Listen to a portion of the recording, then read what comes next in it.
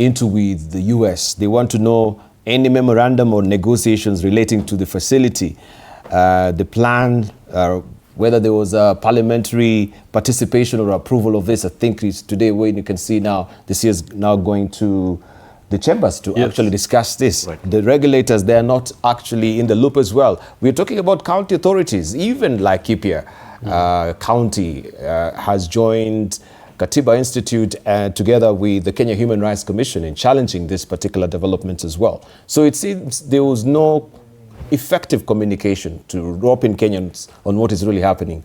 Joshua Kiptoo. So thank you very much. I think we are dealing with a communication governance crisis. And why I say so is that the Kenyan government has been caught in a loop caused by the American government. Because I think it seemed the position at first possibly would have been confidentiality in order not to cause panic. Because when it comes to such communicable disease, you see, if you look at the media coverage of the same, not just here, but global media coverage, Ebola at the moment or previously has always taken a center stage to create a case of fear. I think before COVID, I don't think there was anything that was feared as much as Ebola, and that's it's still intact. Nothing has changed about that. So you have a case whereby the government in this case was caught napping in the sense that they were chasing after the news flow. And the danger then comes, I wanted to answer the question or the issue raised by Professor Omenya. You have a US government that is steeped into America First doctrine, that in their estimation, they have always had this posturing that they are more or less like exceptional and more or less the best among the humanity. And the danger with that, and again, even their own messaging, the American system, especially led by the president, they are always the type to shoot off the hip, and for them, they don't rely on official channels. Donald Trump will post it, he will post about it, they'll even boast about it.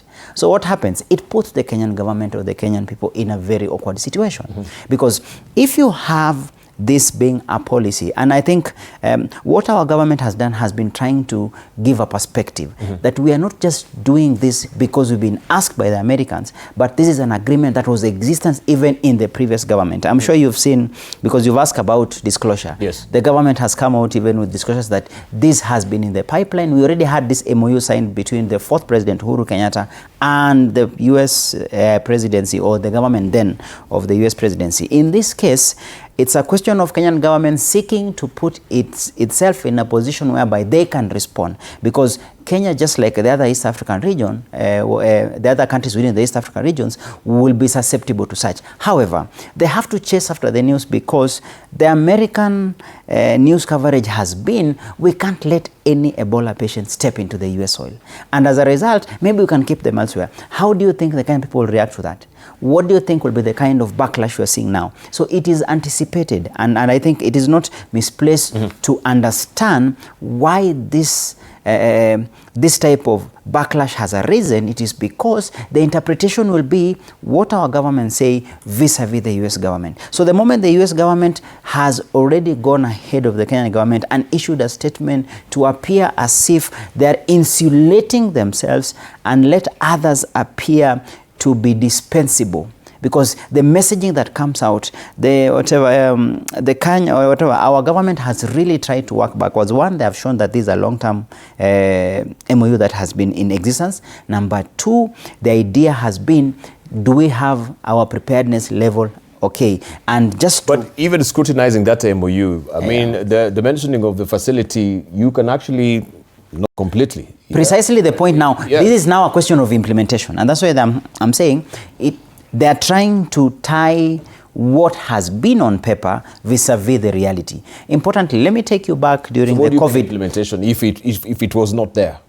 Implementation in this case means they have to justify that we need to set up such facilities, because definitely we have not closed our borders with our truck drivers that go all the way to the DRC. So if we have an Ebola case here, what is our preparedness level? And the lessons that we learned the hard way, especially during the COVID time, is that, remember, there was, in fact, if you talk about apartheid, health apartheid, it was during the COVID time. The third world countries were left behind. So you have a case whereby the third world countries, in which we are part of within this sub-Saharan Africa, to focus on what is our level of preparedness. As I've said, all that is lost in one aspect. The American government has already communicated in a way to appear we are dispensable and to appear that we are taking in on their behalf.